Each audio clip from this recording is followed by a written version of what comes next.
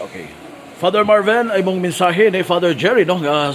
Naagyon imong suporta sa paghatod diha sa Don Victoriano, Father Marvin. Mayong hapon, may hapon sa tanan, karon naminaw ug nagtan-aw sa ato ang station, DXDD AM and FM. Anya ka ako karon miuban o misuporta sa akong igsuon nga pari nga si Father Jerry Tautuan nga bag-ong pari nga ma-assign dito sa parokya sa mission station sa Katipunan. No, uban sa pag-ampo nga siya ubanan sa Ginoo ug ang mga parokyano dito magtinabangay aron makahiyusa sila sa pagtukod sa gagmayng simbahanong katilingban o muunlad unta ang atong pagtuo dito nga dapit.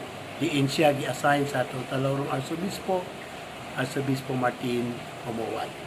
Father, imong nakita ni Father Jolisod magod ang kining Don Victoriano, Father, no? Muna nga naagyon ninyong support sa dili lamang sa moral o sa spiritual support din. Yeah, lisod yun. Kay tungod kay tuaman siya sa bukid ng lugar. Pero nagtuko nga uban sa panabang sa Ginoo kanunay siya nga makaya na niya, no? Isip usab ako sa formators niya sa una sa seminaryo sa St. Mary's Theology. Nakita usab nako ang iyang katakos, ang iyang abilidad o ang kasa sa Ginoo nga gihatag niya nga din magdumala siya sa katawhan nga gipiyal niya nga ipaatiman niya sa Talawrong Arsobispo. Father, ang mensahe nimo sa mga katawan sa Don Victoriano, silang bagong Cora Paroko.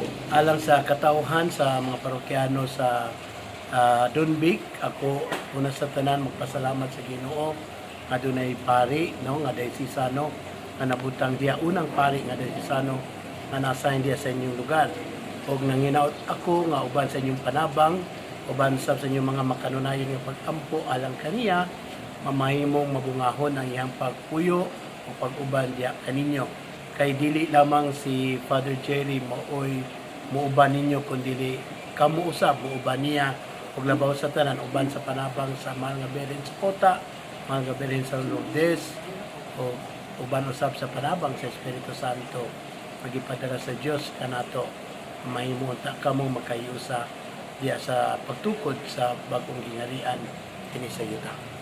Okay, salamat kayo, Father Marvin Osmeña, atong ekonomo sa St. Mary's Theology SMT. Father Marvin, thank you. Salamat kayo.